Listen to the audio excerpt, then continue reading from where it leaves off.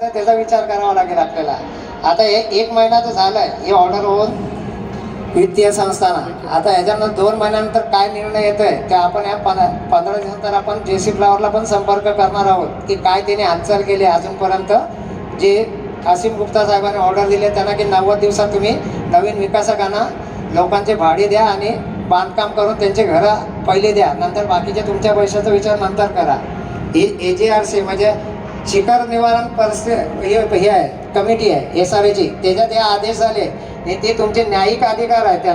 त्यांच्या आदेशाला कुठेही चॅलेंज करता येत नाही कोर्टाशिवाय. म्हणून डेव्हलपर पण त्याला चॅलेंज करू शकत नाही कोणताच. तर आता आपल्याला त्याच्या वाट बघण्याशिवाय पर्याय नाही राहिला आहे. आता आपला तिसरा आहे घराच्या भाडे संदर्भात माहिती. आता आपण AJRC मध्ये त्या दिवशी आपल्या प्रकल्पावर चर्चा झाली. त्याच्यात आपल्याला जे डेव्हलपरचे 10% रिझर्व्ह फंड आहे, 10 कोटी भरलेले, जे बँक गॅरंटी दिले त्याच्यातनं 10% भाडं देण्याचे आदेश झाले आपल्या प्रत्येक याने दिलेली आहे. आपल्या सोसायटीचं पण लेटर राहून त्यातले 562 लोकांची नावं आता फायनल केली होती आपण गेल्या आठवड्यात. त्याच्यातले आता या उद्या आपली भाडं येणार पण होतं 10%, पण काही सोसायटीने परत तक्रार दाखल केली. जे बिस्मिल्ला आहे, महाराष्ट्र एकता आहे, आशियाना 1, 2, 3 असे काय त्या संस्था आहेत समाविष्ट झाल्या, सहारा संगम. ह्या लोकांनी ओमकारला हाताशी धरून एक यादी दिली 1100 लोकांची की या यादीप्रमाणे तुम्ही भाडं द्या. जे आता ओमकारने बुडीत खात्यात काढले कंपनी त्यांची की आमची कंपनी डुबली तर आम्ही या 900 कोटी पण भरू शकत नाही, हा प्रकल्प पण करू शकत नाही. ते NCLTचा जो माणूस आहे ज्याने ह्याच्यावर नेमलं आहे मनीष जाजू, त्याने ही यादी SRAला सबमिट केले. ह्या 1100 मध्ये फक्त आपले सर्वच घरं तुटले 671, फक्त आपली 180 लोकांची नावं आहेत त्याच्यात भाडं देण्यासाठी. म्हणजे जवळपास 350 लोक बाहेर आहेत आपली. आणि जे 10% भाडं भेटणार आहे त्याची यादी आहे फक्त 1200 लोकांचा देण्याची आहे 75,000 प्रमाणे 9 कोटीची. म्हणजे आपले 350 लोकांना भाडं येणारच नाही याच्यातनं या यादीप्रमाणे. म्हणून आपल्याला आता उद्या पण आम्ही जाणार आहोत SRAला की आमची जी यादी आहे ती फायनल आहे. आमच्याकडे जेवढ्या लोकांनी दिले 300 लोकांनी ती तुम्ही पहिले ट्रान्सफर करायला घ्या. आमच्या सोसायटीचा आपल्या स्टॅम्पवर आम्ही आता उद्या लेटर देणार आहे. या बाकीच्या यादींकडे कोणी लक्ष द्यावं, कारण हा जाजू आपल्याकडे पण माहिती घ्यायला आला नव्हता. SRAचा जो ऑडिटर आला होता त्याला आपण ऑफिसमध्ये बसून सर्व आपली यादी सर्व लोकांची सबमिट केली होती, जे 300-350 लोकांची. त्या यादीमधले 309 लोकांची यादी फायनल झाली आतापर्यंत भाड्यासाठी. आता बाकीच्या लोकांनी पण दिले ते आता फायनलला झाले अजून, पण 309 लोकांची उद्या भाडे ट्रान्सफर होणार होतं. ते ह्या एका लेटरमध्ये सर्व भाडं थकलेलं आहे, म्हणजे येणार नाही आता भाडं पुढे. आता याच्यासाठी परत काही दिवस लागतील ट्रान्सफर. तर आम्ही पण प्रयत्न करतो की उद्याच्या उद्या 309 लोकांचं भाडं ट्रान्सफर व्हावं, फक्त शिवदर्शनचं 562 मधले. आमच्या सोसायटीचं घर आमचं क्लिअर, कारण आपल्या सर्वांची घरं तुटलेली आहे. इतर सोसायटीचे बाकीचे अर्धे अधिक घरं जागेवर आहेत आणि तुटलेली कमी आहेत, कमी जास्त घरं तुटलेली आहे. कुणाची सपाट झालेलं नाही एकही प्लॉट आपलं सोडलं तर. म्हणून आपले पूर्ण क्लिअर यादी आहे. त्यांच्यात काहीतरी बॉडवर फसवणूक आहे, काही लोकांनी घरं पण बांधलेली भाडं घेत आहेत. म्हणून मी त्या दिवशी सांगितलं त्यांना की तुम्ही हे मान्य कर. काल SRAची सुट्टी असताना पण ही यादी घ्यायला मी गेलो होतो. काल मला बोलावून घेतलं त्याने, ही अशी भाडेकर यादी आली आहे तर तुम्ही बघा आणि त्याच्या अगेन्स्ट तुम्ही लेटर टाका, नाही तर तुमच्या लोकांची भाडी मिळणार नाहीत. हे नको ती लोक भाडं घेऊन जातील. ही माझे 4 वाजे माझ्या हिशोबाने तरी रियाजचीच आहे, कारण मुस्लिम कमिटीला हाताशी धरून त्यांनीच घेतलंय. आपल्याकडे एकदा पण आलेलं नाही ते लोक भाड्याची यादी घ्यायला. म्हणून हा प्रकार आम्हाला माहिती पडला तर आम्ही उद्या जाणार आहोत आणि हे 309 लोकांची यादी आम्ही पास करून घेणार आहोत. मग बघूया किती लोक येतात ते, म्हणजे किती लवकर भाडं येईल ते. आणि भाड्यासाठी आता काय वारंवार फोन पण करू नका. आम्ही शक्यतो लवकर घ्यायचा प्रयत्न करतोय, पण मध्ये मध्ये कोण ना कोण असं तक्रार टाकतात म्हणून ते भाडं रखडतोय ट्रान्सफर व्हायचं. नाही तर आता पण त्या लोकांची भाडी आली असती 10%, त्याच्याने विलंब होतोय का. आता बाकीचे विषय जे राहिलेत, आता जे नवीन कमिटी निवडून आले, जुन्या कमिटीकडे पूर्ण दस्तावेज आलेले नाही.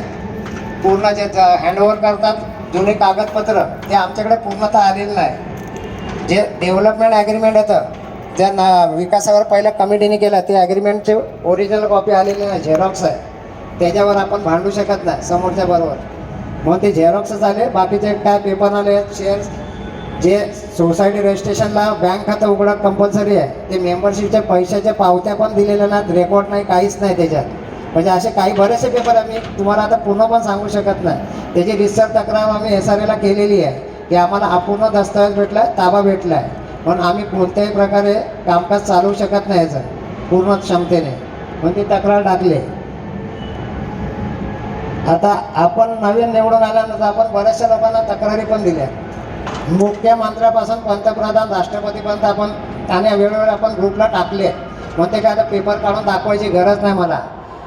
इथे शासनाचे जेवढे पण ही प्राधिकरण आहेत त्या सर्वांना आपण पत्रव्यवहार करून झालो. त्याच्या अनुषंगाने आमदार साहेब आपले बरेचसे आपल्याला सपोर्टिंग करताय, त्यांचे व्हिडिओ आपण बघताय. विधानसभेत पण आवाज उठताय, आमदार आपल्याबरोबर SRAमध्ये येत आहेत, आपल्या प्रकल्पासह भांडतात त्यांच्याबरोबर की यांचा प्रोजेक्ट लवकर करा आणि भाड्या थकबाकी जी आहे ती लवकरात लवकर द्यायचा प्रयत्न करा. त्या आपल्याला भरपूर आमदारांचा सपोर्ट आतापर्यंत तरी आहे, आजपर्यंत तरी आहे, पुढचं पण राहील. कारण त्यांनी बोललं आहे की तुमचा प्रकल्प मार्गी लागेपर्यंत मी तुम्हाला सपोर्ट करणार आहे, या भाषेत त्यांनी आपल्याला सांगितलेलं आहे. म्हणून आपली वाटचाल तर अजून चालू आहे. हे जर अजून काही वर्षापूर्वी झालं असतं तर आज आपण प्रत्येकजण घरात पण गेलो असतो, पण सर्व थंड पडल्या कारणाने झालं. आता संस्थेचं कामकाज आर्थिक निधी लागतो, काही पत्रव्यवहार करायचं, कुठे जाणं नाही असेल.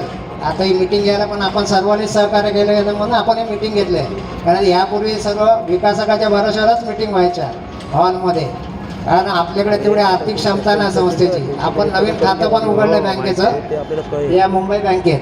जुनं खातं पण चालू करायला सांगितलं होतं जुन्या लोकांना, पण त्यांनी आज तक कधी प्रोसेस केलेली नाही आहे. ते आता आपण बघतो आपल्या परीने किती प्रयत्न करून होत आहे का चालू ते आपण करून पण घेऊ चालू.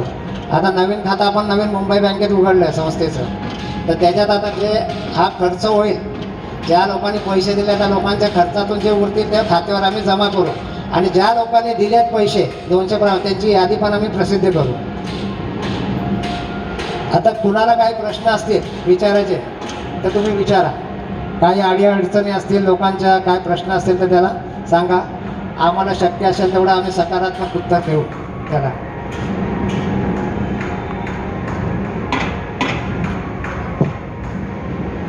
माईक आहे का कॉलनेस दिलं आहे ना, कुणाला प्रश्न विचारा, माईक घ्या, माईकवरनं प्रश्न विचारा, मग प्रत्येकाला समजेल तो प्रश्न.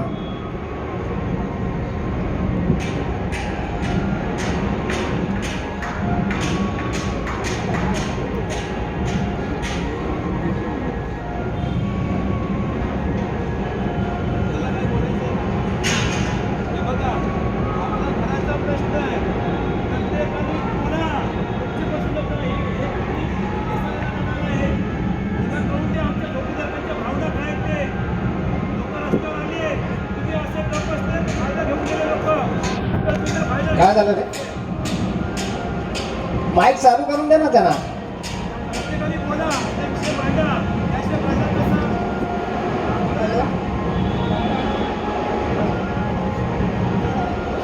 हॅलो सर, मला विचारायचं आहे की एवढे लोकांचे भाडे सगळ्यांना वेगवेगळे दिला गेलेलं आहे. एकच म्हणजे वर्ष पण तसंच आहे, कोणाला 5 वर्षाचं बाकी आहे, आमचा 8 वर्षाचं बाकी आहे. हे असं काय? बघा, भाडं हा प्रत्येकाला विकासकाने दिलेला आहे. तुम्हाला आता भाडं देताना तुम्हाला खरं म्हणजे SRAमध्ये काय पद्धत आहे माहिती आहे, तुम्ही ज्या दिवशी रूम खाली करता त्याचा ॲडव्हान्स भाडं तुम्ही घेऊन खाली करता, त्याच्या पुढच्या वर्षाचा भाडं तुम्हाला 1 महिना अगोदर द्यायला पाहिजे.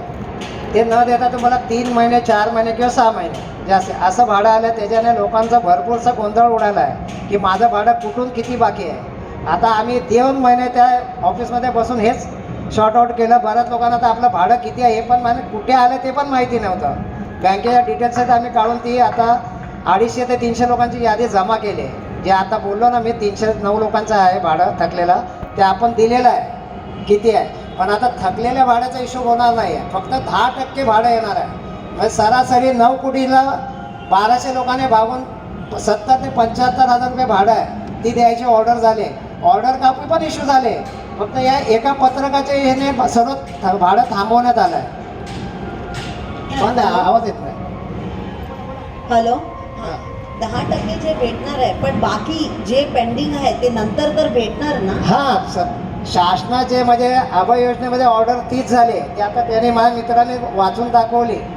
जे थकीत भाडं तुम्हाला पूर्ण द्या, त्याच्यानंतर 210 प्रमाणे 2 वर्षाचं भाडं जे काय आता त्या वेळेचं ठरेल. आता जो नवीन विकास आहे त्याच्यावर आपल्याला बसून चर्चा करावी लागेल, कारण आपलं भाडं काय माहिती आहे 10% कधी वाढलंच नाही. हां. हजारानेच वाढलं ते 13,000ला ब्लॉक झालंय, मग ते लास्ट पर्यंत 13,000च धरलंय. त्या भाड्याच्या हिशोबाने ओमकाने भाडं क्लिअर केलं म्हणून यादी केली होती SRA मनोमय वेंचरच्या नावाने. आणखी एक आहे आणि सगळ्यांना इक्वल भाडं नव्हतं. कोणाला 10,000 स्टार्टिंग, हा, कोणाला 13 भेटले, असं का? 10,000, 13,000, 15,000 पर्यंत भाडे घेतलेली लोक आहेत. पण ते का इक्वल असतं ना सगळ्यांना नाही, ही हक्क? कशी माहिती आहे, ही कमिटीची जबाबदारी असते की सिंगल रेंट म्हणजे जे प्रत्येकाला ठरेल. कमर्शियलला 15 ते 15, 20 ते 20. आता काय माहिती आहे, आवडीनिवडीनुसार भाडे ते पण बरोबर काही अंशी. काही लोकांचे दुकानं मोठी होती, त्यांना भाडं जास्त दिले गेले आणि काहीची छोट्या त्यांना कमी दिलं. आणि घराला तर सरसकट एकच रेंज पकडली होती 10,000ची. आता तुम्ही खाली करत नव्हतात म्हणून तुम्हाला 12 दिलं असेल, 13 दिलं आणि 15 दिलं असेल. खाली करताना दिलं, नंतर दिलं याचे काही हे नाही, पोचपावती नाही अजून पण. कारण त्यांनी नंतर सर्वांना एका ह्याच्यात गुंडाळून टाकलं. 3 महिन्यामध्ये तुम्हाला एवढं 10,000चे हे भाडं ते 29,000चं घेऊन जायचे, हे असेच दिले मी बघितले बरेचसे. नंतर वाढ दिलेलीच नाही 13 नंतर एकाला पण. 15वाल्याला पण 13 आले आणि 10वाल्याला पण 13 आले. म्हणून आता आपलं जे मागचं ॲव्हरेज आहे ते आपल्याला सोडून द्यावं लागतं. आपल्या आजूबाजूला भाडी वाढले सर्वांची आणि आपली पण घराची भाडी वाढले. म्हणून आपण आता येईल त्याच्याबरोबर बसून डिस्कस करू की मॅक्झिमम भाडं काय पाहिजे आपल्याला, त्या हिशोबाने आपण भाड्याची मागणी करू. नक्कीच. माझं एक ठीक आहे. हॅलो. हा सर, आम्ही आता एक मिनिट, जे आता जेने नाव घेतलंय, जेने प्रश्न त्यांचं नाव काय, कारण रेकॉर्डला घ्यावं लागेल तुमच्या प्रश्नाचं हां सर. नाव सांगा पहिले. मनोरमा केशव पालन. पालन. हो. ठीक आहे, बोला. पहिला नाव घ्या म्हणजे आम्हाला कोणी मी प्रश्न- सुरभी प्रशांत कदम.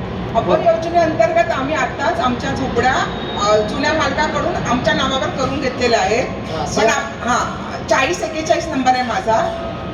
मी आणि माझी बहीण मेघा अनिल कवळे आणि सुरभी प्रशांत कदम, आम्ही दोघींनी अभय योजनेअंतर्गत BFC मध्ये पैसे भरले आहेत, SRA मध्ये पण पैसे भरून रितसर आम्ही आमच्या नावावर झोपड्या करून घेतलेल्या आहेत. तर आमचे पेपर घेतले गेले नाहीत कारण ऑफिस नाही आहे आपल्याकडे म्हणून.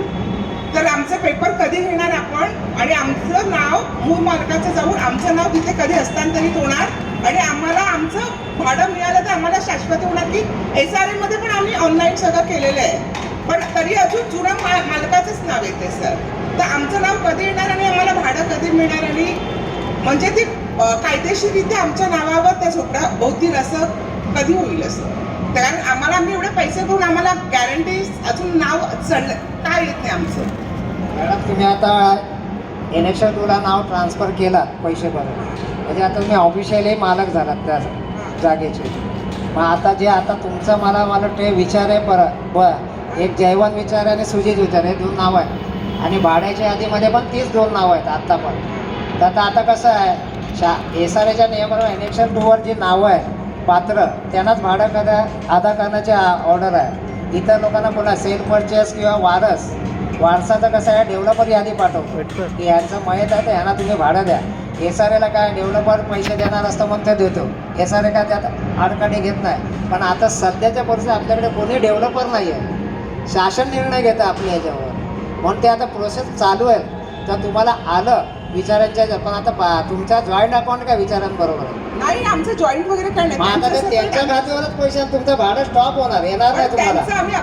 आमचं सगळं आम्हाला ओंकार पूर्ण देत होता, आमच्या अकाउंटवर पैसे जात होते. हा. तरी अजून त्यांचंच नाव काय आणि आता आम्ही रिक्षा सगळं चढलेले आमच्या अहो नावावर. तुम्ही आत्ता केलात ना रिसर तुमच्या झाले नावावर. 2-4 महिने झाले सर. हा मग ते आत्ता केला. हा, मग अभय योजना आल्यानंतर केलं आता सर. तुमचा ईमेलने गेला असेल वरती NHL वर नाव ट्रान्सफर करा म्हणून हा. SRAला. हा.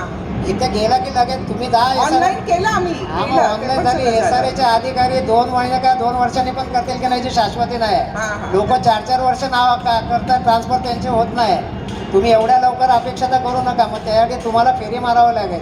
नाही ना, कुठे फेरी मारायची आणि काय करायचं जिल्हाधिकारी आता एकदा सगळं वरती. लिगली केलं. 5व्या माळ्यावर सक्षमला जा, तिथे तुमची ईमेलवर चेक करा आले की नाही, तर तुमची हार्ड कॉपी काढा. तुम्ही हे दिले ना त्याची प्रिंट घेऊन जा. हे आमचं आता इलेक्शन बदली करून द्या. अच्छा, त्यांच्याकडे असं? त्यांच्याकडे रेकॉर्ड तेव्हाच तुमचं नाव चढणार. तुम्ही घेतलं केलं इथे आला तरी सोसायटी नाव नाही बदलू करते. सोसायटी फक्त पाठवायचं काम करेल वरती. बदलण्याचे अधिकारी प्राधिकरणाला आहे, सोसायटीला पण नाही. मग आमचं नाव तरी आता तुम्ही पाठवा ना. जुनं अहो नाव हे एक लक्षात घ्या, तुम्ही आमच्याकडे दिलात का तुम्ही गेलात काय? तुम्ही गेलात तर तुम्ही स्वतःहून बोलू शकता तिथे. आम्ही कधीतरी जाऊ. नाही, आम्ही आम्ही रेग्युलर जाणार. नाही जाणार. ऑफिसमध्ये- तुमच्या एका कामासाठी मी जाणार नाही ना, माझ्या दिवसाचा खाडा करून नाही नाही, मॅडम. विचार ऑफिसमध्ये करा. अरे ऑफिसमध्ये जाईल पण अहो ऑफिस आता तुम्ही बोलताय ना, ते ऑफिसचा पण विषय मी घेतो आता. तुम्ही ज्या ऑफिसचा बोलताय, तुम्ही आला होतात ना, हा. तिथे आपल्याच लोकांनी ऑफिस चालवण्यावर विरोध केलाय. नाही ते काय आता काय करणार ऑफिसमध्ये? मॅडम मला सांगा, आठवड्याचे 2 तास, एक तास मंगळवार आणि शुक्रवार बसत होतो. काय काम करत होतो? तुमच्याच प्रॉब्लेमला सॉल्व्ह करत होतो ना. मग तेच जर तिथल्या लोकांना अपेक्षित नाही आहे तर मला बसायची गरज नाही ना. मला अध्यक्ष निवडून दिला तर काय भांडण करण्यासाठी नाही कोणाबरोबर. मी तिथे बसतोय काय, जे लोकांच्या वारसपत्राला NOC देण्याचं आहे, तुमच्या सेल परचेसला NOC पाहिजे होती तेव्हा मी दिले ना. नाही देत होतं काय कुणाला काही? तेच काम केलं. कोणाच्या नावात बदल आहे, इलेक्शनमध्ये नावात चुकीचे आले त्याचे प्रोसिजर करत होतो, त्यांच्या नावाचे पेपर देत होतो बनवून तिथे. ही कामं सोसायटी करत होती सोसायटी. आता तिकडे जर तुम्ही आडकाठी कराल, लाईट बंद कराल, काही अडथळे आणाल, तर त्याला काय सोसायटी जबाबदार नाही राहणार. तुम्हाला नको आहे कामकाज करायला सोसायटी, तर राहू दे ना. पण ह्याच्या आधी काय मी कुठल्या ऑफिसमध्ये बसतच नव्हतो, काम करायलाच बसत होतो ना.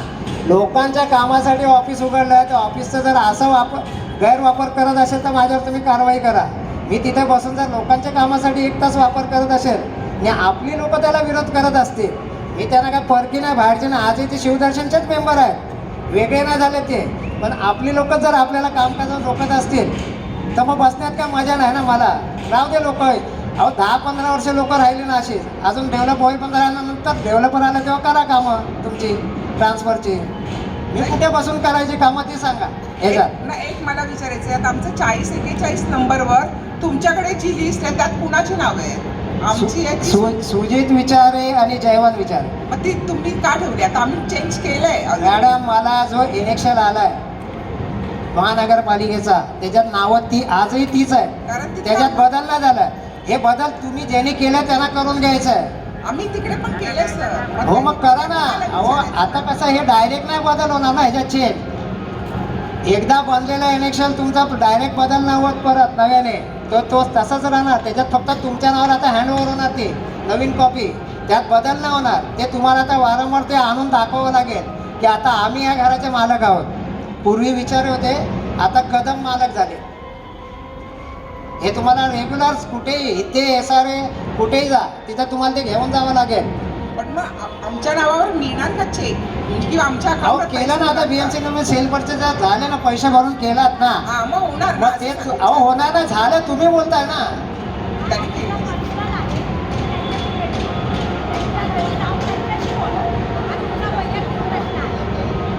मॅडम वैयक्तिक नाहीये, मी सेल्फ परचेस अभय योजनेअंतर्गत आहे ते मी विचारते.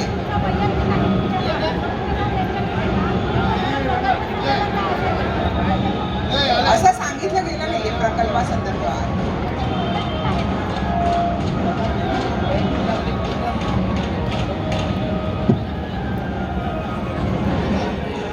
का ते ना माईक द्यायला. एडवोकेट इमरान आजमी। हाँ। हमारे 4 स्ट्रक्चर हैं, एक होटल, एक लॉन्ड्री, दो रूम। मैं अपनी सोसाइटी से बहुत प्रसन्न हूँ और मैं सोसाइटी का, अपनी एसोसिएशन का साथ देना चाहता हूँ। जो भी मेरे लायक काम हो उसके लिए तैयार हूँ। मुझे ये कहना है कि इतना दिन हो गया, 8 साल से बेचारे कहाँ कहाँ रहवासी भटकते होंगे और उस ज़माने के हिसाब से भाड़े दिए गए और भाड़ा भी आज किसी को मिल नहीं रहा है। वो फैमिली बेचारी दर बदर भटकती होगी। उनके लिए हम लोग क्या कोशिश प्रयास करें ताकि भाड़ा ज़्यादा मिले आज के लिहाज से और पूरा मिले। नंबर 2, मैं देख रहा हूँ ये जो कंस्ट्रक्शन हुआ है ये तो अभी से फट फट टूट टूट गिरता है। आने वाले जो बिल्डर हैं उनसे हम लोग बैठ के ये बात करें कि कंस्ट्रक्शन भी अच्छा हो, जल्दी हो और मजबूत हो। नंबर 4, हमारे कुछ फाइल में स्पेलिंग मिस्टेक हो गई है, जैसे ज़हीर शेख, तो ज़हीर में आई था पहले या डबल ही था। अभी इतना आने से पैसा हमारा रुकना नहीं चाहिए। ये तो मिसलेनियस मिस्टेक है, हमारी गलती है और कार्यालय की, अरे सोसाइटी की नहीं है, ये कार्यालय की है। नंबर 5,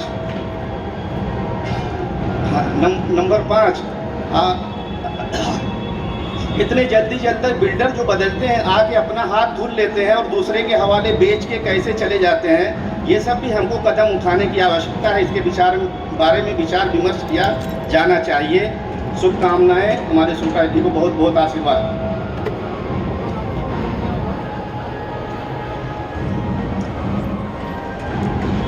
मराठी समझ में आएगा कि हिंदी में भी बात करना पड़ेगा आपको, क्योंकि मेरी हिंदी इतनी स्ट्राँग नहीं है। हॅलो, माझं नाव एक अनिता मिनिट. वाघमारे आहे. त्यांच्या प्रश्नाचं उत्तर देऊ द्या आधी मला। आजमी जी क्या है मालूम है, भाड़ा जो थोड़ा थोड़ा आता है वो पहले से ही शुरू होता, आज नहीं हो गया है। वो पहला जो कमिटी था उनके काल में चालू हो गया, डेवलपर ने कभी एक साथ शुरू में जो खाली हो गया पहले टाइम में, पहले साल में तो 1 साल का पूरा भाड़ा आ गया, 1 साल का दिया, 2 साल का दिया, हो गया। उसके बाद 3 महीना 4 महीना वो डेवलपर को आदत लग गई, कमेटी ने कभी ऑब्जेक्शन नहीं लिया है, जो दे रहा है वो चलेगा करके लेटर दिया है। जितना भी आता है 3 महीना 4 महीना जो मिल रहा है भाड़ा वो चलेगा करके सोसाइटी का लेटर है SRA में। तो अभी उसको ना आप कुछ कर सकते हैं ना मैं कुछ कर सकता हूँ। अभी अपन ने पूरा भाड़ा डिमांड किया है, थकित भाड़ा है वो पूरा आना चाहिए खाते पे। और 2 साल का जो भाड़ा एडवांस है वो अपनी डिमांड नहीं है, वो गवर्नमेंट की ऑर्डर है 210 के तहत। तो 210 है 2 साल का एडवांस भाड़ा जो बनता है आज के तारीख में वो आएगा सबके खाते पे। अपन अभी कोई डिमांड करने के लायक अपना प्रोजेक्ट बचा ही नहीं है, क्योंकि अपने को अभी मेहरबानी पे चलने पड़ेगा, क्योंकि अपनी पब्लिक भी उतनी आती नहीं। 700 में से देखो, आप ही देखो कितनी पब्लिक खड़ी है, तो उसको लड़ने के लिए मेजोरिटी ज़रूरी है। हाँ, तो क्या है, ज़्यादा चाहिए तो ज़्यादा आना पड़ेगा। और इधर 10 लोगों में क्या लड़ाई लड़ेंगे आप? 700 की टीम में और 10 जन लड़ रहे, तो ऐसा लड़ाई कोई लड़ेगा ही, जीतेगा ही नहीं। फिर भी हम लोग खड़े हैं लड़ने के लिए।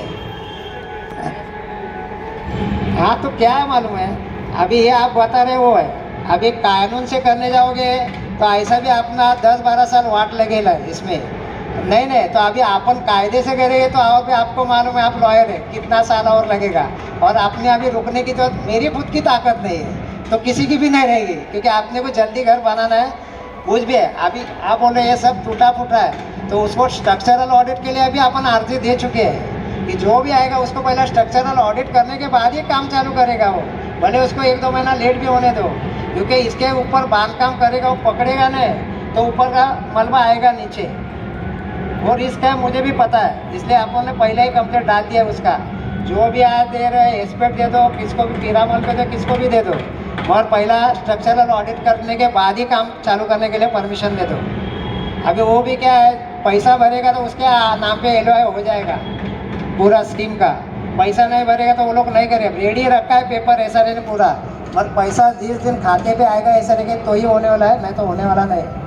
आप किधर भी भागो, नया डेवलपर लेके जाओ, कुछ होने वाला नहीं। पैसा भरने वाला अपने को डेवलपर चाहिए यहाँ पे।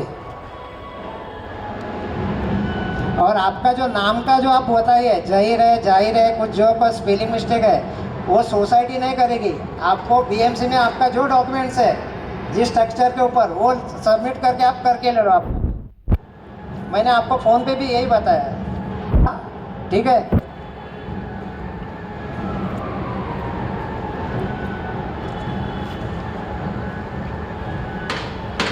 हॅलो, माझं नाव अनिता वाघमारे आहे.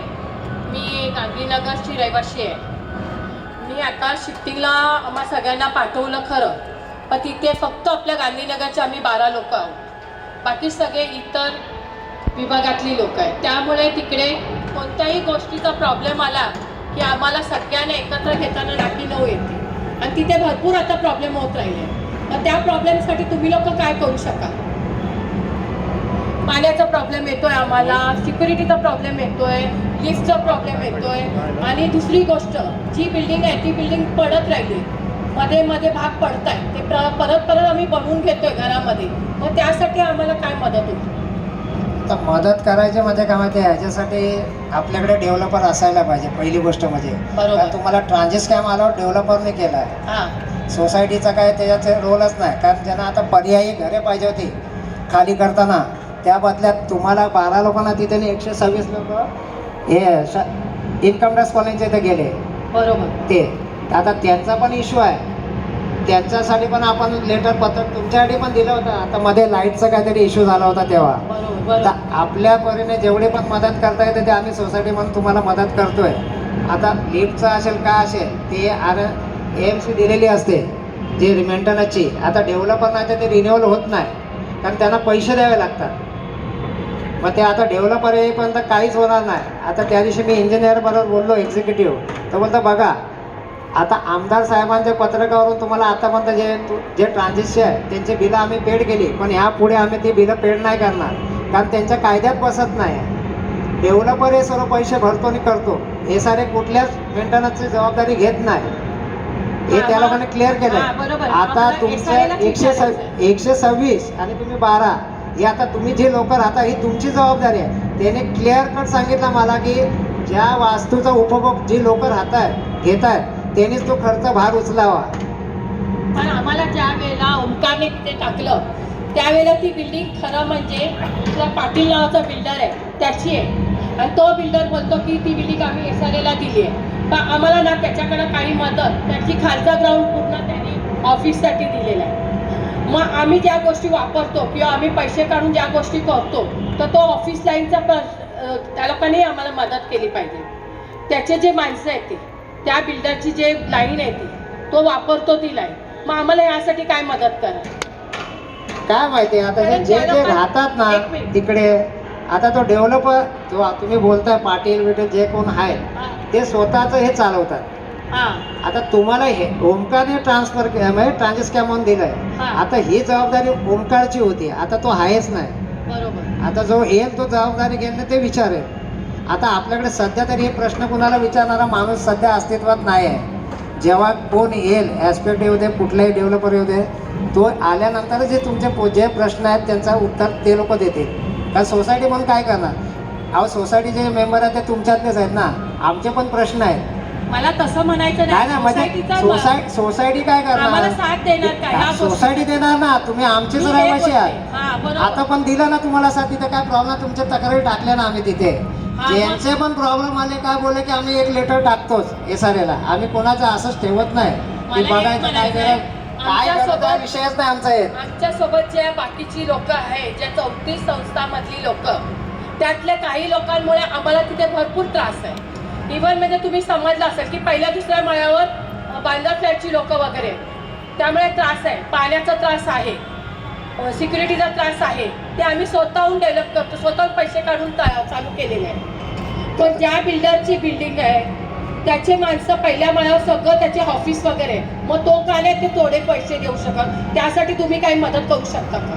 आता इतर सोसायटीची जबाबदारी आपली सोसायटी घेऊ शकत नाही. नाही, मी ते नाही नाही ना, म्हणत मी आता आहे. काय माहिती आहे, त्या प्रत्येक सोसायटीनं आपली रहिवासी कसे राहतात ह्याची दखल घ्यायला पाहिजे. आता त्या लोकांनी नाही घेतली आणि ते भरतच नसतील तर त्याला आता सक्तीने कोणाला तर काय बोलता येणार नाही. कारण ते ट्रान्झिट कॅम्प बोलले आहेत, ते बोलते आम्हाला नाही, तुम्ही सक्तीनेच दिलंच द्यावं नाही. लागलं. ती लोक सरळ बोलतात बिल्डर भरतो पैसे, तुम्ही कशाला पैसे काढता?